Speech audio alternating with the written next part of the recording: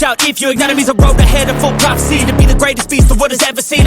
Hello everybody, welcome back to my channel. So when I put out the Everybody Loves Tom podcast audio video, I did not realize that he was actually putting out a video version of the podcast. So I have brought to you the video version. I do add a little bit of extra commentary at the beginning of my commentary section. So if you've already listened to the audio, there's only a little part in the video that was added that wasn't in the audio. But other than that, everything else is the same, except that you get to watch Tom and see his body language, his expressions, things like that, which is very interesting. So we're gonna do that and stay tuned for my commentary, and I hope you all enjoy. Let's get into this Everybody Loves Tom podcast episode number 1. Hey everyone, welcome to the first episode of my podcast, Everybody Loves Tom. Later on today, we're going to be talking to my friend, one of my BFFs ever in my life, Kyle Chan, great jewelry designer. I'm sure you've seen him on the show many times. He's also been on Bling Empire and other things as well. Really excited to talk to him about his Gold Bar whiskey collaboration, as well as our history together. But before that, I would like to introduce my friend, as well as my fellow bandmate of The Most Extras, the drummer and producer of this podcast, ladies and gentlemen, Jason Bader. Hello, Tom. What's up, Jason? Thanks for having me. Dude, yeah, of course. We're doing the podcast. We're doing the podcast. We've been talking about it for a long time. We have. We're doing it. We're doing it. We will be doing, recaps of episodes of Vanderpump Rules, as well as the upcoming Special Forces show that I was on. I was lucky to be on. I mean, I'm so excited for that. I'm really excited also for our Patreon subscribers because we'll be doing recaps of season 11 Vanderpump Rules, as well as the upcoming season of Special Forces and other things. We'll definitely dive into that, especially, this first episode, really want to sort of, I feel like in this past 6 months or so, the narrative of my life has been more sort of written by everyone else. And so I would really just like to clear some things up, talk about some things that I've learned throughout this whole experience, steps that I've taken to really sort of better myself and try to use, this whole situation as a positive in some way, in any possible way, because I feel like in any situation, whether it's failure or loss, you can really sort of try and take something from it. And I think you have already. Yeah. Just and I've been someone who's seen you through this whole time and seen you evolve and grow. And one thing that I am super proud of you for and have bragged about you to a lot of people is that you have been sober since what? How long has it been so far? Well, I haven't drank since I believe it was April 4th or 5th. Yeah, I mean that's really awesome. Yeah. And I know right before that you were, it was really a tough time for you, and you were going really hard. Yes. And it's amazing, and you kind of did it on your own. Yeah. All on your own. Yeah, I didn't really tell a lot of people during the process. I think that's kind of helps. Yeah. I also, quit smoking cigarettes. I was kind of the point where I was just like chain smoking cigarettes and drinking all day, every day. As soon as I got done working out, I'd start drinking. Yeah. Yeah. It was literally like, if I wasn't working out, I was drinking. If I wasn't drinking, I was working out. Yeah. And this was because we went on tour early May, and I remember thinking, all right, well, he'll maybe stop before the tour, because I know when we're on tour, it's easy to drink and smoke because of like the grueling schedule and not really sleeping and the nerves especially. I'll tell you what, going on stage, especially that had to be one of the biggest challenges, was like, getting on stage and performing, especially in the wake of all of this, not knowing how people are gonna, respond to this, if people were gonna throw shit. Which they did. We kind of knew.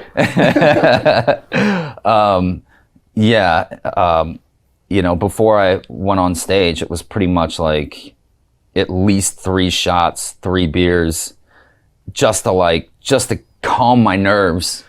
And that's normal. That was pre-Scandal. Oh yeah, I mean, on our rider we would have, and not just for you. I mean, we have a big band, yes. But we would have 3 on our rider, 3 bottles of liquor. Yeah. Whiskey, vodka, tequila. We would have, and we would bring our own. Good Lovin'.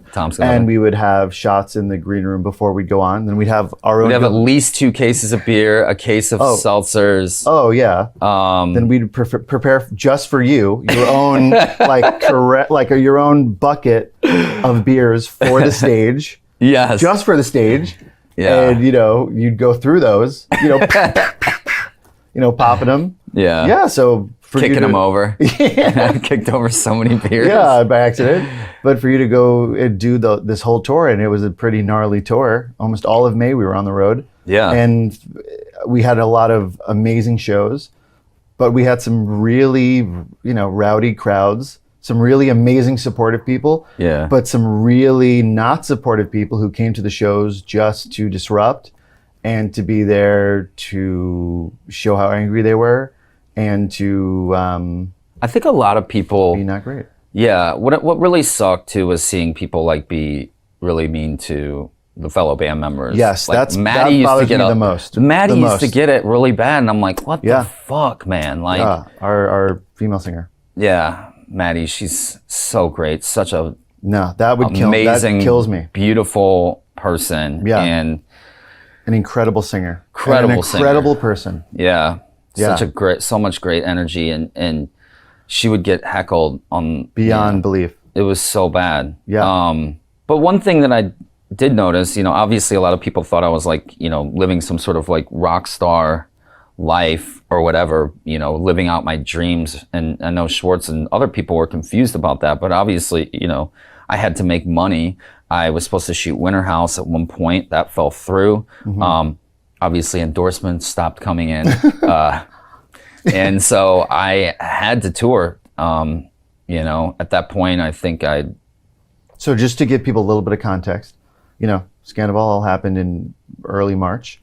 We had already booked a tour from early May. And by this point, we really didn't have a choice. I guess we did have the choice to cancel almost, how many shows did we do? Almost 20 shows in May. We had that choice, but we would have been blacklisted. There would be no more band. No more band. That you can't do that. No. You cannot do that in the industry. Our booking agents would have dropped us. All these venues would have never hired us again. And also to the thousands of fans who came out to the show, who genuinely wanted to come out and see us, who got babysitters for the night, who spent the money to buy these tickets. I think they would have been really bummed out. We were all over the country. We went to some towns and cities that don't get a lot of acts that come through. We go to a lot of, people don't realize this, we go to a lot of major cities, but we also go to a lot of suburbs. We're always we're kind of on the outskirts. In the middle of nowhere, kind of, but those are our favorite places to go visit. They are, yeah. They're usually the best people. Yes. They're the most appreciative. They're the most fun. Yeah, because it's kind of like LA, you can go see, anybody. All these big comedians. You can spend $30 and go see Chris Rock. The Comedy Store. Arsenio Hall. Dave Chappelle shows up sometimes. But if you were to go try to see them in these smaller cities, it's $200 tickets. And that's kind of how it is with us. It's hard to, book shows and also the commitment to the band. Yeah. We tour with a lot of people, not just, we have a 9-person band. Yeah. Plus our crew. These people, they rely on the tour to keep them going. Yes. Including myself. You got a lot of people who rely on you, including you too. Yeah, I was definitely, relying on it. And I, at one point, I know we did 10 or 8 shows in 10 days. Yeah, it was in 8 different grueling. cities, and it was really, really grueling. I mean, we don't have a tour bus. We're like in a Sprinter van. Yeah, you know, driving like, a U-Haul with all of our equipment behind you guys. Yeah. You always drove the U-Haul. Did a great job with that, man. Yeah, hey, that's what I'm there for.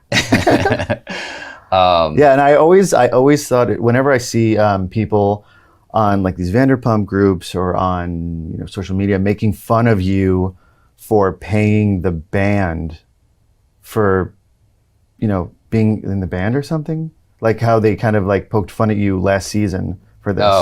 For like you pay your bandmates, and they thought like that's weird, or like they made fun of you for that. No, but it's like that's what you do. What do you do? So do you think Bruce Springsteen doesn't pay like the Eat Street Band? Yeah. What do you think? How do you think these people make money? Yeah. These are people who went to music school, who are phenomenal musicians. Why wouldn't you pay them? That's how. Yeah. Do these people not get paid by their bosses, or people who hire them to do? They're professionals. Yeah, of course. So I commend you for that. I mean, that's one thing. I mean, when we got this band going, I mean, you did a hell of a job. You and Colin, our musical director. Yeah. I mean, you guys did a really good job of just keeping this really professional. And because previously with bands I've had, the thing that's been always lacking is the professionalism, the drive, the recording, the getting the content together to put it out there, and then it ends up like never going anywhere. And it's like wasted years, wasted hours. I wasted so much time in previous bands, and that's one of the reasons why I was reluctant to even ever do music again. So you were saying at that time, going on tour was less you living your rock star dream and more of a financial commitment to people, but also it was necessary for yourself. Yes.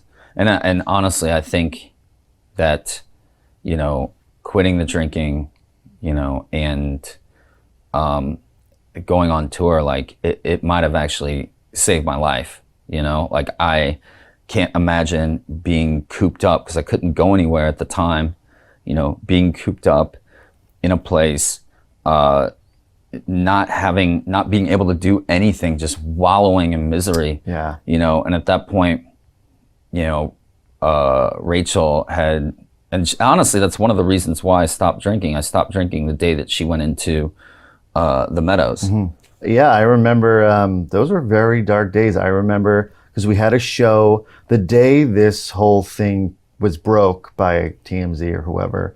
Friday, we had a show with Yali Crew, our buddies Yali Crew in Anaheim. And I remember we stayed over in Anaheim. I remember dropping you off at your house. And those were dark, dark days. Really dark days. And I remember there's nowhere I could go. I still have paparazzi outside my house. Yeah, you literally do. But I remember it's been 6 months. Still have paparazzi outside my house. And you probably will for a while longer. That's crazy. And months ago, I remember people like, this will blow over. Oh, this will blow over. Oh, I mean, hearing people, it got a little frustrating to hear people be like, Tom, just give it a week. Just give it a week. There'll be a new cycle. There'll be a new thing next week. It's fine. I'm like, no, it's not going anywhere, guys. It's not going anywhere. No. Oh my God. And it was just, it was crazy. I will say though, going out on tour though, I felt like it was really a good and important move to get out there and reconnect with fans of the show. Cause I know people too, they came out to sort of like, see what was going on with the band, to witness the band for the first time, but also just to like be a part of it, be a part of the historical Scandoval of it all. I think there was, and they came out. Some people came out to hate, but then ended up like, when I would go out, because I would go out and make sure and take pictures with every single person that came, and I think just being out there and just being, nice, authentic, open, like, with people really sort of like, oh, this guy is an actual human being and not just some sort of evil, demonic character in a movie, like. Yeah, and my favorite part was looking out and seeing the people in the crowd who were wearing, and I would say most of the people who came to those shows on tour wore t-shirts that were not very nice to you. I mean, they were funny, kinda, but were really not nice. I mean, every name in the book, evil, worm with a mustache, really scumbag and shithead, all the stuff. Yeah. But what I loved seeing was those people in the crowd dancing the hardest. Yeah. Wanting to, put their hand on your hand, but then also they would wait after the shows for sometimes an hour to get a picture with you. So those same... And they were really nice, too. They were really nice, but also, I gotta say, you were really nice to take a picture with them. If somebody wore a t-shirt with my face on it that said, like, fuck Jason Bader, I don't know if I would take a picture with them, yet alone with 30 of those people. And every night you did that. Wow. That has got to say something about you, Tom. Well, I've always hated when people judge me for what I wear, so I didn't want to judge them for what they wear. Yeah, I guess you're right. But I gotta say, after those people, I feel like that was the connection that maybe they needed. Yeah, I think it really helped. And also, I did notice that people, and I understand this, I lost a lot of friends in this whole situation, and it was, a lot of it has to do with the fact that it's not easy to be my friend right now, and it definitely wasn't back then. No way. It's people just, everybody from you, Billy, Kyle, these people would just be seen with me and just get so much hate. I mean, so much hate. Yeah. And it was really sad to me, but so I would understand, and this was something that I would see people doing, is they would come and they would have a great time at the show, rocking out, dancing, singing along, and then they would just post one quick video of them with their phone out, flipping off the stage, just being like, we did not have fun. We came here to troll Tom, and that's what we did the entire time. Yeah. They would just get that quick video of them this. It's like, yeah, fuck you, Tom. I know. And then they're finished singing the song.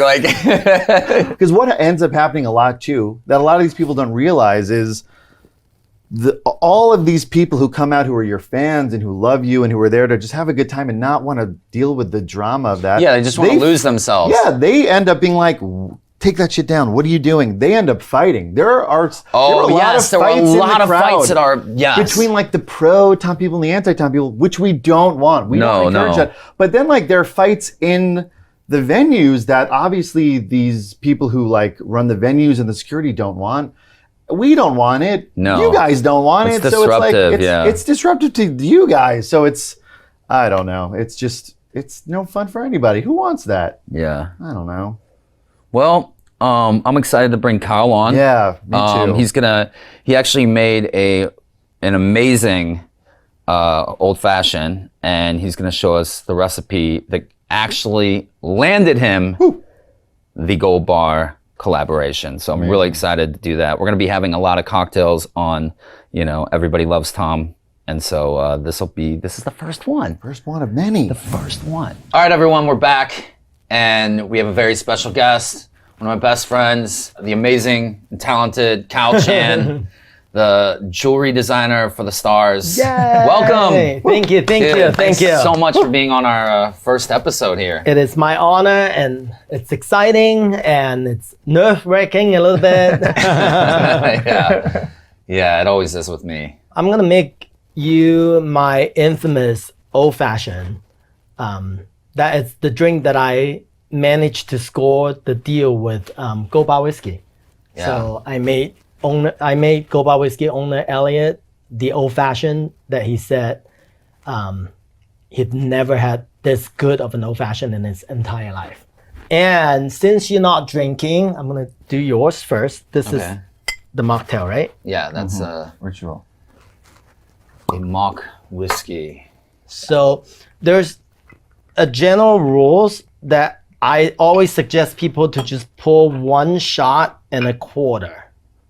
Because if you over pour, that's when you make the mistake. Exactly. That's the easiest way to ruin a cocktail. People don't realize is too much alcohol. Too much alcohol, your ice melts way too much, and your like whiskey portion, it's not It's correct. It's the easiest way to ruin a Bloody Mary specifically. a strong Bloody Mary is disgusting. So since my bottle it's not going to be ready until November, So but tell they them have what- shipped me some of these Wow. that I could share with Oh! you guys. Wow. Let me smell. Can I smell? So this is the 18-year. I can't even describe how good it smells. Tell us about your collaboration with Gold Bar. 'Cause I know, obviously we were at the event, everything, I haven't had yours yet. Yeah. Because I know you went through a rigorous process of deciding, and I know I tried some of the front The runners, first- yes. and top contenders, It was and they were really good, but show you they were what's not aged 18 years. Yeah, it was actually more than I thought the process is gonna be. I just thought that whenever it's a collaboration, right? They just send you a bunch of stuff and then you go yes, no, yes, no. But it was a little bit more intense than that. And we're gonna put it inside here. And I personally like to smoke it with rosemary because I feel like any other wood, it's like a little too strong. And I don't want it to take away the experience. Whoa. If we could give this a name, what would we name this? I would name it the Kyle Chan Gold Rush Old Whiskey. Ooh. Like, Yeah, Love that. the Kyle Chan Gold Rush Old Fashioned. yeah. All right, I love it. Cheers, everybody. Cheers, everybody. Cheers. Cheers. Yes. Something tells me that we shouldn't be drinking and doing podcasts. No, Because this is it may- great. You might slip, No, this is what we want. We want people to be comfortable, Candid. casual, candid. Okay. I've gotten some of the biggest trouble on any podcast when I've had drinks. Well, I told you not. so. And you never listen. You just like to do your own thing. So When is this supposed to hit the market? should be November. November. Yeah, November should be ready. So a lot of people actually missed the epic party in San Francisco, in Yeah. Treasure Island. It's so ironic when, because Gold Bar Whiskey, obviously all Gold Bar, and they're on Treasure Island. Yeah. So Oh, that makes Yeah. perfect sense. nobody wants to miss that party. It was such a great party. Sheena performed, with Good as gold. The 27s. Yeah, you had to perform good as gold. And then you got tons of press because there was a fight or Yes. like a little. That you somehow got yourself involved in. Yeah. Well, so Explain I yourself. see this guy running away from a way bigger guy, and I'm like, and the bigger guy's going after the guy who threw the glass of wine and which was great. I got wine slung all over me, and then this guy's just like walking after him like I'm gonna Yeah. and it was I didn't know what was going on at Yeah. that time because I didn't see that one of the guys had a earpiece in. Yeah. So I didn't know if he was like security or what. I just thought maybe two people were. So I immediately jumped in to sort of like separate them. Yeah. And then I saw that this guy actually was security, and then the other guy that was causing the issue, whatever, he picked up a chair, and I went to grab the chair, and then somebody else grabbed him and pulled him out. And I just started to make sure that he had control of the guy. I think the guy was just more worried about getting away from the big dude who was obviously going to destroy him. Yeah. But yeah, Kyle, is that somebody that you invited to the party? Well, I actually, he is one of my customers' husband. Okay. And I've only met them in a professional setting, and they were both like really nice people.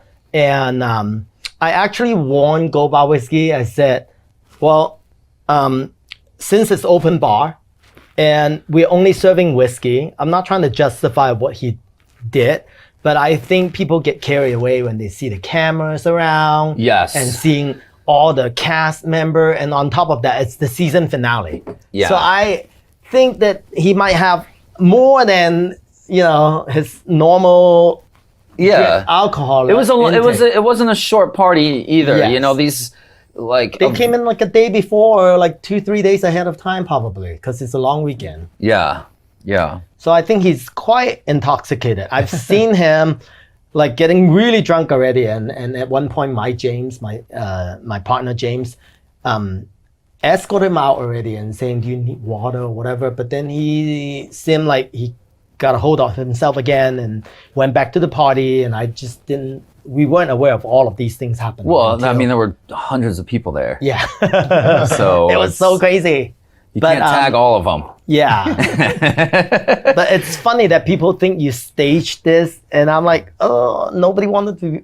You can't pay me that money to do that to myself. I can't. Well, people were messaging me the video saying like, oh my God, somebody attacked Tom. What happened?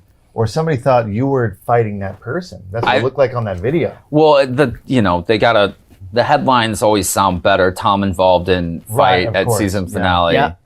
Or Tom gets physical, it's, they But it clearly looked like you were trying to de-escalate. Yeah. What was going on. When I jumped in, I was like, dude, this guy is going to destroy this dude. Yeah. Because the security guy was just, he was huge. We don't agree with what he does, but people seem to think that we endorse it. No, we don't. No, you guys were kicking my ass. Yeah, I'm like, doors. I'm smarter than that. Come on. Yeah. Yeah. I think like there's a disconnect between supporting your friend who you don't agree with their, the decisions they made, but still supporting your friend, your best friend. Yeah. And, but still being there to support them. Well, I think there's one thing that people don't really see, because when you're shunned by the entire country and then you get hate, every single person on earth thinks that because you're on reality TV show, so they're entitled to trash you, and you brought this upon yourself. And then on top of that, even your family is afraid to hang out with you, because they don't, the trolls don't only go after you, they go after your restaurant, they go after the people that you see. If you go to a hair salon, I had to untag and delete pictures of me and my brother. Yeah. You want to support your hair guy, and they'll be like, don't tag me, pretend you're not here. It's not an easy thing to do, and I've seen that. Like, you're living like a fugitive life, and it was really crazy living like, I mean, it really was like living like a fugitive. Like the feeling of like being wanted for like a triple homicide, like not being able to go anywhere, being followed, being harassed, just relentlessly. Anything I did, I mean, like if I was pictured with any girl, it's like we're having sex. Like Billy would come over to like do laundry. She'd come over at like 1 PM. They'd be like, Billy spends the night again. Me and you walking the Foxfire room with Tyler, and they cut out you and Tyler to just show me and Billy. Yeah, it's like, it was entertaining for us though. We thought it was funny. Oh man, it is crazy. Like at one point I didn't shower for like, and didn't change my clothes for almost a week. He was wearing all black, I remember. Yes. The black t-shirt, dude, it was, I was so gross. The funeral stage. Yeah, I just remember it's like the Johnny Cash stage, I remember. Yeah. Just you wearing black like all day, every day. Yeah. Yeah, it was crazy. Man. Well, yeah, so people think that, it's like you deserve it, blah, blah, blah. Living in that kind of like environment for one day, it's hard. Not to talk about 2 days, 3 days, for a whole week. And then you can't go anywhere. You can't post anything. You can't talk to anybody. There's nobody. And putting your money, cut off the way you make money, cut off everything that you have. It's literally, a lot of people don't see that it's a serious thing, but I think it is like literally forcing a person to end their life. It's a very sticky situation. It did get really dark. I remember when I got back from tour, it was like specifically a really, really hard day. I remember it was, we were just finishing the second leg of our tour. It was when we did those like eight shows in 10 days. I hadn't slept, and I came back, and I remember like Ariana was shooting a thing for like Duracell, Oh yeah, the battery commercial. And it's like, you know, there's like people at my house, the fire alarm's going off in my house. My assistant Ann is like helping them put together like all their shot, like cleaning up and helping stage stuff for them. And, you know, there's this ad being shot that's directly, you know, poking fun at me. Yeah. And that makes me, everything that makes me, you know. And then like, you know, that same day, Kyle, you sent me this thing where like, that yes. like. I didn't know it was on the same day. I didn't know that was happening. Sweet Lady Jane is like, Bashing you. Sandoval's a liar selling cakes for $400. Let's say Sandoval's a liar. Bring this to your next party. So cute. But yeah, that was rough. I was like, and then I remember Kyle, like I was in had to do with being sleep deprived as well. But you know, when you get into that space mentally, I never understood. I remember I'll never forget this. Like, I went to the Grove, and I was a huge Linkin Park fan. You know where this is going. Huge Linkin Park fan, and I saw Chester at the Grove. Coming out of the garage, he was at that Italian restaurant when you're coming out of the parking garage, walking into the Grove, into the middle, right where the fountain is. He was there. He's wearing a sleeveless shirt. I was like, I was with Ariana at the time. We were in a rush to like pick up clothes, but he was there. He seemed happy, or I don't know. He just was animated, energetic on the phone. And I saw him. I was like, oh my God, it's Chester. Like, literally days later, he had died. He had, you know, killed himself. And I could never understand why. But when you get into that, you know, headspace, it's like, it's a domino effect. Like, it just, your world starts collapsing on itself, and you cannot see outside of your feelings. You can't, your peripheral goes away. Your sense of like thinking about future, thinking about like, oh, come on. Like you can't, like your ability to snap out of it goes away. And there were some times where I was, you know, felt very, very close. And I'm just so glad that like I had, you know, was able to, Billy came over that day. I think she took me to a comedy show to like get me out of it. Was it funny? Yeah, it was all right. It was okay. Yeah. But there was just so much. I mean, also during that time, you know, Rachel was away, and, you know, she, you know, initially when all that stuff went down, like we were obviously talking to each other all the time, and we, you know, and then she went away to that facility, to the Meadows or whatever. And I kind of was like at her beck and call in a sense, because you can, you know, just got rid of, couldn't have her phone in there, no access to anything. And so I had to wait for her call, which can only happen maybe once a day.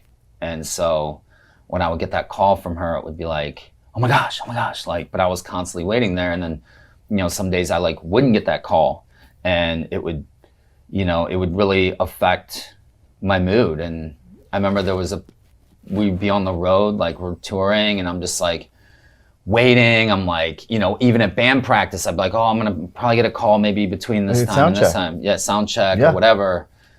And then sometimes it's like a week, you know, would go by, or a few days, and it killed me. Yeah. When was the last time you spoke to her?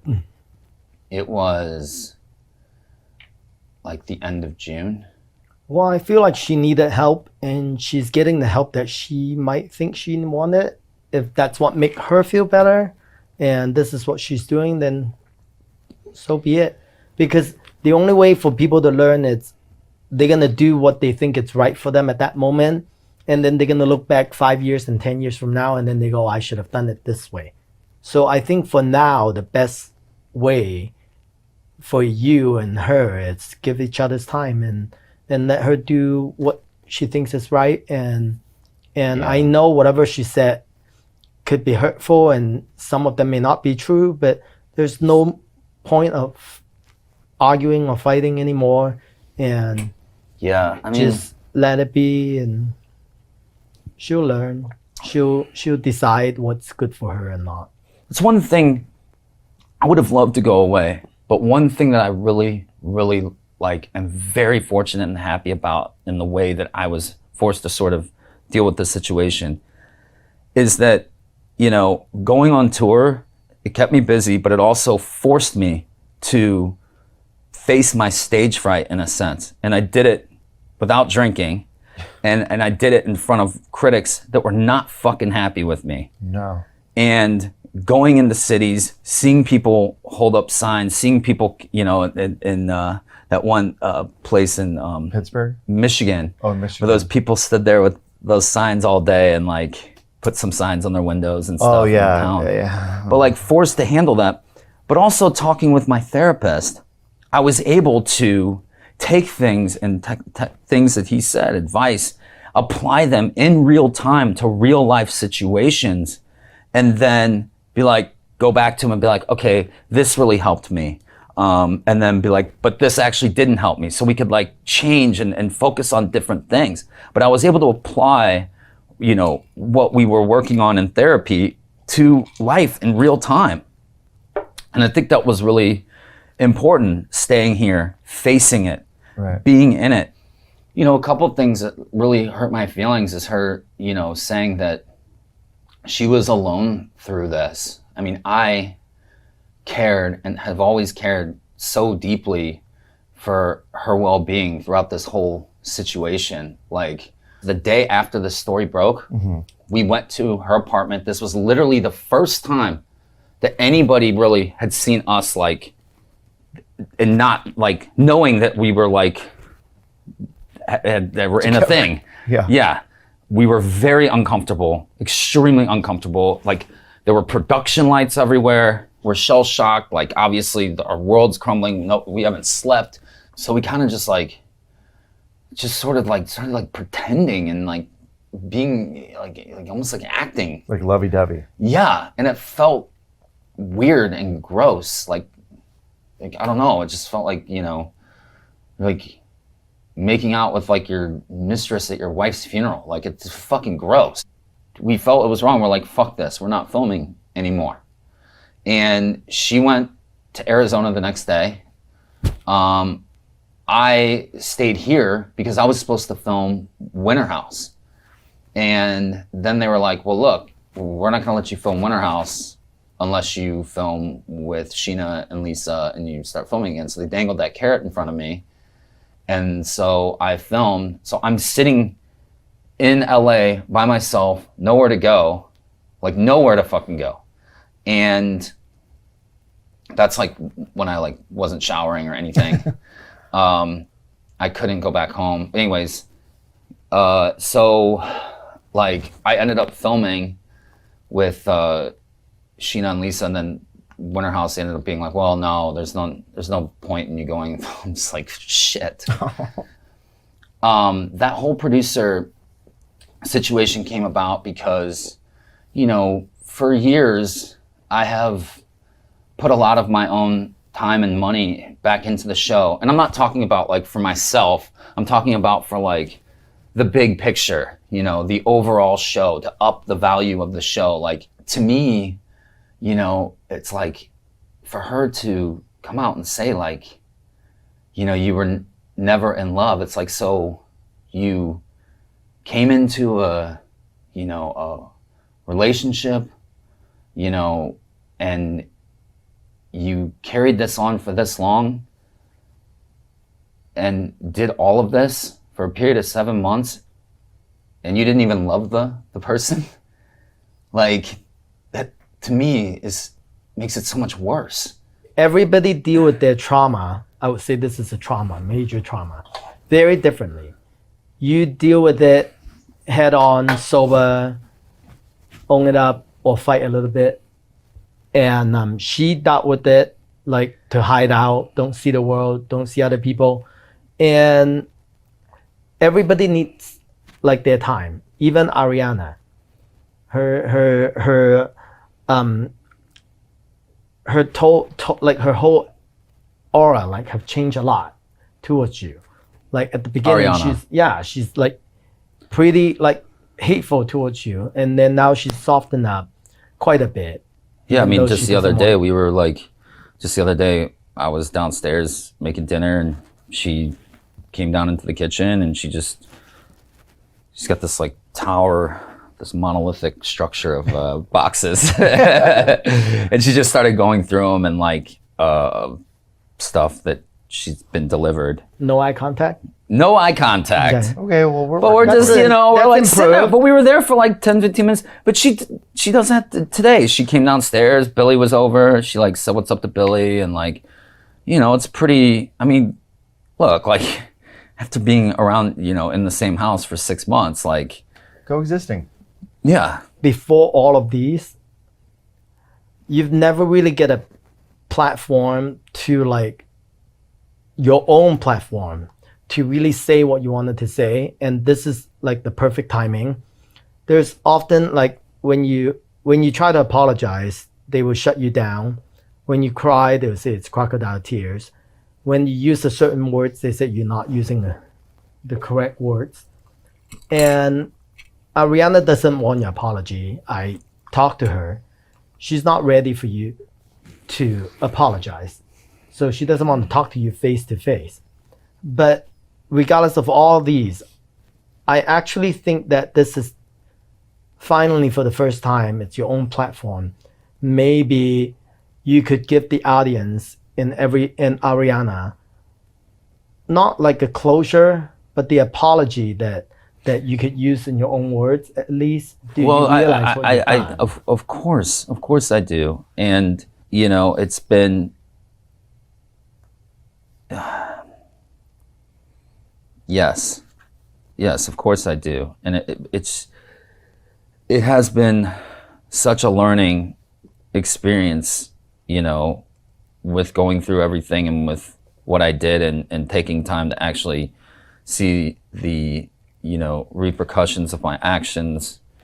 And, when you're in a scenario like that and you're so emotionally wrapped up in your feelings, you don't think logically, and you're just fucking selfish. Yeah. It's like a drug addict kind of like sort of behavior, and I think I was just so unhappy in my life, and very just that I wasn't happy in the direction I was going. I felt trapped. And I didn't know how to handle it. And so I kind of just like rebelled in the worst way possible. And it was like exactly the opposite of what I wanted to do, but I ended up doing it inevitably. And it sucks, and I'm sorry for all the people that I hurt in that process. And, I know now and can see the value of my connections and friendships. I appreciate them more now than ever. Especially with you guys. And, obviously Ariana was somebody that I did love very dearly. And, I would never, ever want to hurt somebody like that, even like my worst enemy. But I think that's why sometimes you end up hurting those people you care about the most, is because of your strong connection with them, You say that there's a thin line between love and hate, because it's the opposite of love isn't hate, it's like indifference, So yeah, I've definitely have learned a lot, and I think that as I continue to learn and reflect on these situations, all I can do is just try to be better. Thank you guys for joining us for our very first episode of Everybody Loves Tom. Everybody loves Tom. Come on. Everybody does. Everybody loves Tom. If you have something to say it to his face. Yeah. So you guys can check out Cal's website. It's calchandesign.com, correct? Correct. And he's done jewelry for everyone from Lady Gaga to Little Nas X to Mariah. Mariah did all the jewelry for La La Lady Gaga. Land. You say Taylor Swift, Yeah. Lady Gaga. Oh yeah, La the La Taylor Land, Swift, the long earrings you did. for a Karma music video. Yeah, and then also if you're ever in LA, you gotta go check out his store. He Yes. has one of the most insane whiskey and liquor collections I've ever seen. Far Yeah, you can come surpassed take me. a look. You just can't drink it. What? Try a few. He'll make you a cocktail. And of course, you can get some amazing, beautiful jewelry. And yeah, it's an awesome spot on 3rd Street, right in the heart of West Hollywood. Anyways, guys, thank you so much for joining us today. Thank you so much, Kyle. I really Thank you. appreciate it. It's been an honor. Thank you. Bye, guys. I can't believe this mother effer made a podcast video too. And I'm just going to add my notes I already had to say from the audio video, but the only new thing that I want to add now that I had to go and frickin' watch this video and hear it all over again. You know I had to, but this guy literally loves to make love looking at that camera and trying to gaslight and just, he craves that attention. He is kind of full of himself, and it was interesting to see. Jason seems like a humble man, not what I was expecting, but I feel like he might be trapped in that Tom infatuation, love spell that he creates, kind of like how Schwartz is with him. I don't get it, and I never got it. When he was talking about Maddie, his bandmate, and I didn't really catch this the first time, he was like, Maddie used to get it really bad. And I was like, what the fuck, man? Maddie, she's so great. She's such an amazing, beautiful person and an incredible singer. And of course you have Jason, you know, in the background going, yeah, she's an incredible singer. That brought back to when he kind of was talking about Rachel before, you know, we knew they were having an affair, but they were having an affair, and Tom was like always sticking up for her when the girls were kind of being mean to her. That's kind of how he spoke about Rachel, and it just brought me back to that time. Literally, like, it was crazy when I heard it again. And the only other thing that I do want to mention is, yes, they were going on tour. They also did have the choice to cancel. They even said it. And there might be some venues that would be upset, but I don't think that they would have blacklisted them and have this, like, alert that comes up that says Tom Sandoval and the Most Extras canceled that one time, so they're blacklisted forever. No, that doesn't happen. I've seen plenty of bands and artists that had to cancel shows, and some were for mental health reasons, and they never did ever get blacklisted or have anything like that happen to them. So for me, that was just an excuse.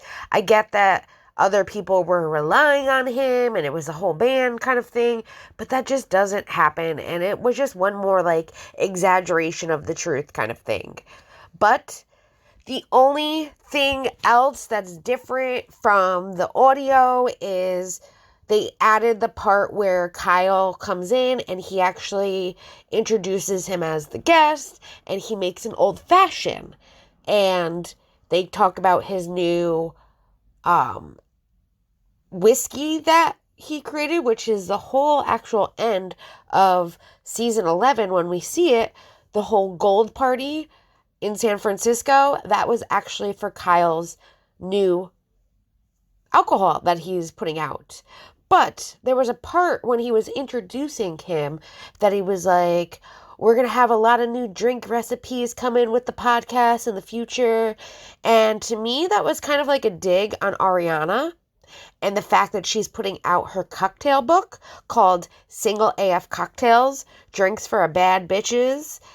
That's set to be released in December. You can actually pre-order it now on Amazon, which is a part of my Amazon shop. So if you'd like to pre-order it, click on my Amazon link down below in the description. But to me, that was just kind of like a dig at Ariana. But anyways, if you've already listened to my commentary notes from the audio version, then this hasn't changed coming up next. But if you haven't, this next part, I go through everything I felt about this podcast episode and what we all learned together. So I hope you enjoy. So what have we learned from this first episode? Well, first we learned that Tom, who is joined by Jason Batter, who is the drummer of his band, The Most Extras, is also the producer of the podcast too. And if you remember back to Tom's interview with Howie Mandel, it was Jason who's actually married to Kimmy Batter, who is Howie's podcast producer. So it just seems that Jason and Kimmy are still tight with Tom, and Jason is still there to help push his friend in the right direction and do anything he can to help his friend make money and get him on his feet. They even mention how Tom had to make money still during Scandoval, and that endorsements were falling through and Winter House fell through for him. So they had to continue to tour with the band, even though they already had tour dates, but they had to do this tour so that they can make money. And in my opinion, Winter House fell through because a lot of people were not happy with Tom, especially people from Bravo at that point in time, and they just didn't want him anymore to be part of Winter House and potentially ruin the whole show too. But that's just my opinion. Tom also has his friend Kyle Chan on this episode, who is a celebrity jewelry designer. And we didn't really learn that much about Kyle, but we learn a lot about Tom. Because, everybody loves Tom, right? Well, we learned that Tom is just a really great guy, and they did their best to paint Tom in a good light. But whether they were successful, that's debatable. We also learn, and one of the bigger revelations, is that Sandoval quit drinking after his affair with Rachel. Tom said that the last time he drank was on April 5th or 6th, which was the same day, if you recall, that Rachel entered a mental health facility in Arizona. Tom did also shed light on just how bad his partying had gotten before he decided to get sober. He said he was chain smoking cigarettes and drinking all day, every day. He would go work out and then go drink all day long. Jason revealed that their band's writer included 3 bottles of liquor, whiskey, vodka, and tequila, at least 2 cases of beer, and 1 case of seltzer. Tom also said that his nerves in the wake of Scandoval were so bad that before a show, he would take 3 shots or pound 3 beers just to work up the courage to face the crowds. In my opinion, that's kind of suppressing your nerves with alcohol, and that's not really a good thing at all. We also learned a lot about what it was like touring after Scandoval broke.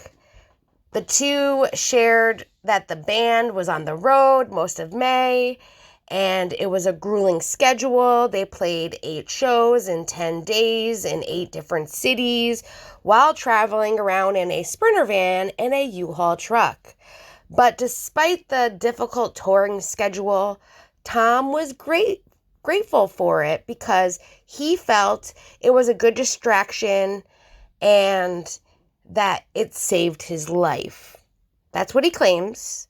Now, I could understand, being in the spotlight and not for good reasons and having a distraction and things to keep you going and just something that will keep you more level-headed, especially with all the noise all around you. I totally get it. and it does help having a good distraction, something positive in your life, especially when there's so much negativity happening in your life. We also get to learn that after Scandoval broke, Tom was wallowing in his misery and not able to go anywhere without being hounded by paparazzi, which I can totally see that being a big issue. I know for Ariana, who is the victim here in Scandoval, that she couldn't even go get a bite to eat at McDonald's just to get out of the house, where he was still at, without the paparazzi being outside the home, following her, not to mention also screaming at her while trying to ask her questions when all she wanted was to be left alone at that point. Tom also claimed that him quitting the drinking and going on tour ultimately saved his life. And like I said before, I can totally understand that. We also learn about the supposed mental anguish he went through. Both he and Jason made claims about just how bad things got. They described those times as the dark days for Tom. Tom also spoke about how hard it was just to be portrayed as an evil, demonic character. But my issue with this is that he felt like he was living like a fugitive. He compared the feelings of it being to like someone who committed a triple homicide and not being able to go anywhere and being followed, being harassed, and it was just relentless. But for me, I don't think that is something you can even compare it to being. He is a public figure. Since, he's on reality TV where he opened up his life for the cameras and fans, he forgets that impact on just what he did. And also all the hurt, not only the person that loved and adored him the most, Ariana, but he hurt so many friends, so many family members, co-workers, and many, many others, including fans. I think he was honestly trying to garnish some sympathy by comparing it to something that would be seen as much more harsh, like someone that committed a murder, and being like, but that's not even close to what I did. Why would they do that? No, he didn't commit murder, thank gosh. But he sat there, he had that affair with someone that was close to both him and Ariana for 8 months, lying to everyone, covering up his lies, hiding the evidence, and it was very heartbreaking, devastating, and people were disgusted by their actions. And then on top of all that, they both sat there during the reunion and on the one-on-ones, and they still lied. And they went up with whatever story that they both came up with, they kept putting it out there. Which I'll give it this one thing to Rachel. She actually said more than he wanted her to say on that reunion. And she actually came out with more of the truth than he ever did. So yes, in my opinion, I felt by him trying to compare what he did to a murderer and someone who did evil and horrible crimes, that he was trying to lessen his crime of what he did to make it seem like all these people that made him feel this way were the bad ones. We also learned that when it did get really dark, as Tom says, he admitted there were times that he went a week without showering or changing clothes. Gross, but I do understand depression and how that works and what can and does happen. And I can't imagine he was definitely very upset and at a very low. But again, for me, I don't feel bad, though I do feel bad at the same time. But I also have to remember he chose to do what he did.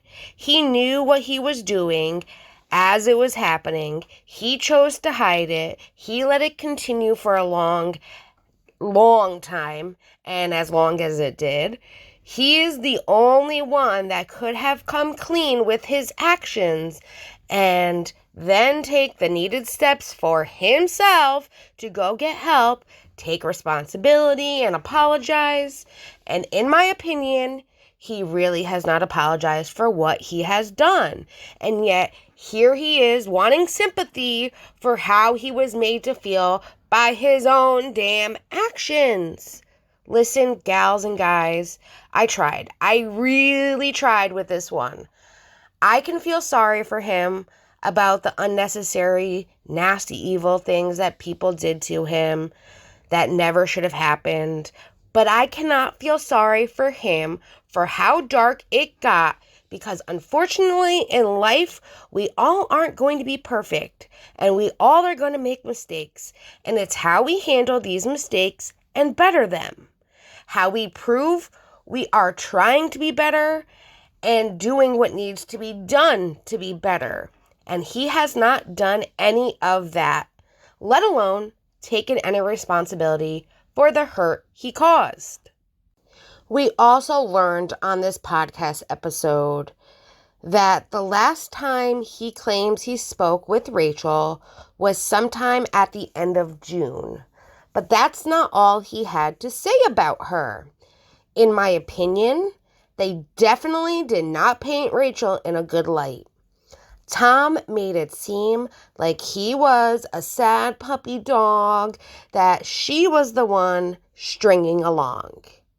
He claimed that when the affair first came to light, he and Rachel were talking to each other all the time, but it was only after she checked into that facility that Scandoval said he was at her beck and call, in the sense, because she was only able to call him once or twice a day, which, sorry, Tom, but that's just how it works when you go into these treatment facilities. You know, they have rules and regulations. You get certain privileges taken away. And unfortunately, she was trying to work on herself and wasn't able to be there holding your hand saying, oh, it's going to be okay, Tom. And personally, I think Rachel did what she had to do for herself, which at the end of the day is the only one that matters. She matters to herself. She needed to do what was best for her.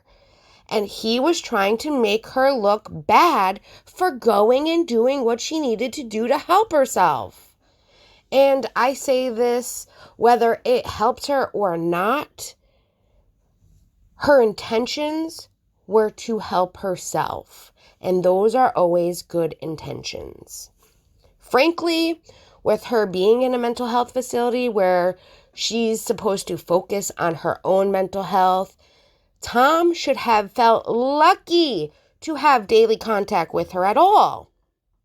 He added that the calls became less frequent, sometimes not hearing from her for a few days or a week at a time, which he said would really affect his mood. This just made me angry because, again, here he was only thinking about Tom and what she didn't do for Tom during Tom's time of need. Though this was also about her and what she was going through. And she was in a place where there was rules, limitations, and you are doing work for yourself, but yet you're supposed to be helping somebody else? No. She was there working on herself, doing the self-reflection that she needed to do.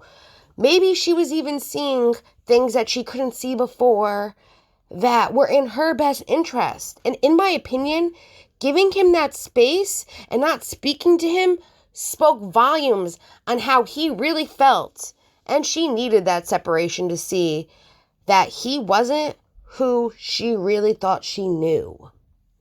We also learned that Sandoval seemingly took offense to things that Rachel had to say on Bethany's podcast. You know, a couple of things that really hurt his feelings. You know, there was how she said that she felt alone through all of this. Well, here's Tom. Tom's claiming that he cared and he always cared so deeply for her well-being throughout this whole situation.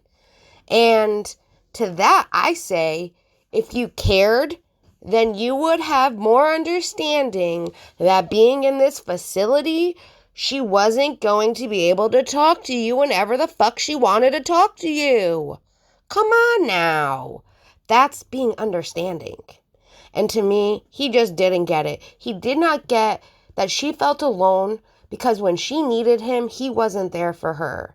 But yet, her being in a facility, working on herself and giving her time and space and all of that was her way of showing him that she didn't care about him. No, she was putting herself first, which most normal people usually put themselves first. And you were just mad that she was putting herself first and not you first. And you wanted her there to comfort you, though she stepped up to the plate and did what she had to do. And maybe, in my opinion, you should have done what you needed to do, too. I mean, you went to a week-long retreat. It was more of a spa, though, for you. I don't know. Also, Rachel said on Bethany's podcast that she didn't believe she or Tom truly loved each other. Well, Tom seemed to be not too happy with that comment either. And he kind of used that comment as proof that she was the bigger villain. Tom sat there and was like, so you came into the relationship and you carried this out for this long and did all of this for a period of 7 months and you didn't even love this person? That's me. That makes me feel so much worse. Oh my God, here we go again with him. It's all about Tom. And to that I say, sometimes when you are in a situation, you don't always see things clearly. But then when you remove yourself, even if it's for a minute, sometimes you take that minute to see things for truly how they are. And the things he was saying, doing, but then saying something different to her, I give her props for seeing him for who he really was. I don't think it's about love. How can you even sit there and say you love someone when you are having an affair with them and it's this big secret that nobody knows about?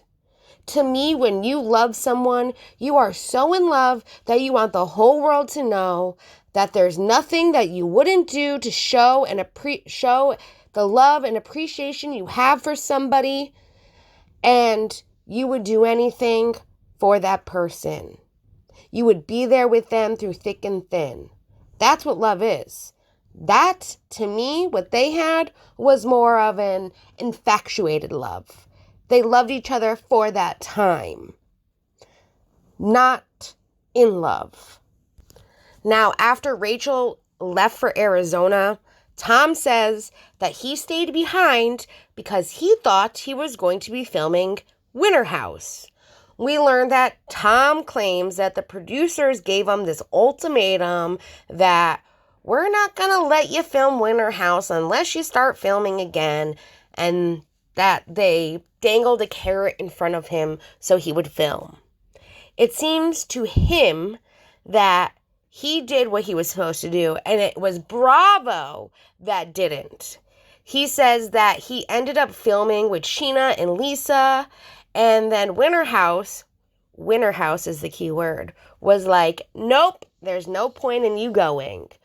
Oh boy. First off, let's just put it into a business perspective. Vanderpump is one show and Winter House is another. Those are two separate contracts.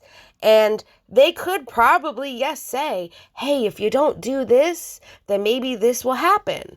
But unless it's down in those contracts, then it doesn't mean anything. And just because Vanderpump producers say one thing doesn't mean the Winter House producers weren't thinking another. And I think the only person that's likely to be disappointed about Winter House seems to be Scandoval. I don't think anyone will be disappointed by him not being a part of it. I know I'm not. We also learned that Tom thinks that him and Ariana are making progress. Oh my God, I had to laugh during this part.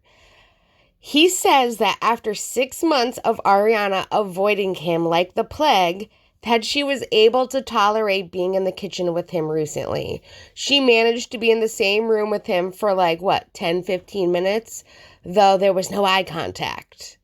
I guess if you want to say that's progress, I guess it depends on who you're really asking. Because to me, that's not really progress.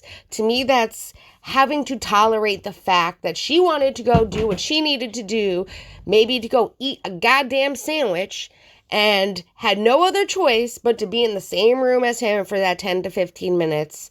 And she wasn't waiting for him to be done doing whatever the hell he was doing just so she can go do what she needed to do. That's what that seems like to me. Oh, and he also claimed that one day when Billy Lee was over, Ariana said, "What's up, Billy?" So, oh my God, Tom, it seems like there's been progress. Not. So, in my opinion, when people ask, did Tom use this podcast opportunity to take responsibility for what he did? Well, I guess sort of. He did admit that he was fucking selfish and said it was because he was unhappy with his life. He was rebelling in the worst way possible. Same thing he said on Howie, just said it a little differently. To me, those are excuses. He also did say, it sucks, and I'm sorry for all the people I hurt in the process. I've definitely learned a lot, and as I continue to learn and reflect on these situations, all I can do is just try to be better. But that is taking some kind of responsibility, but actions speak louder than words for me. It's just not good enough yet. I also feel that there were a lot of excuses too, a lot of blame shifting onto Rachel and Ariana. It would have been nice for him to take more accountability, discussing why the way he went about cheating on his girlfriend was especially bad. A 7-month-long affair that included sleeping around with a mutual friend while Ariana was grieving the loss of both her dog and her grandmother is a lot worse than, say, a one-night stand. And it would be nice to hear Tom address that. But this is Tom Sandoval we're talking about. The most we can hope for is that he becomes marginally more self-aware and a better podcast host at this point. What do you guys think about this podcast? Tell me something you learned from this podcast that you didn't know before. And do you think he took some accountability for his actions here? Or did he just kind of use the same excuses he's been using? Let me know down below in the comments. And I also want to know if you want me to cover the next episode. I hope you all have a great day, and I will see you again soon. Bye, everyone. Got a monster inside of me, you better watch out if you ignite me. A road ahead of full prophecy to be the greatest beast the world has ever seen. I feed him every day like the bones clean. I feed him all the hate and he grows me. And he gets claws real big, pissed off quick. And if you cross him, you might drop dead. Metaphorically, of course, settling the score. Never getting bored, loves the blood and gore. Always wanting more freedom from the source. They don't really understand until they feel the force to part it. If you start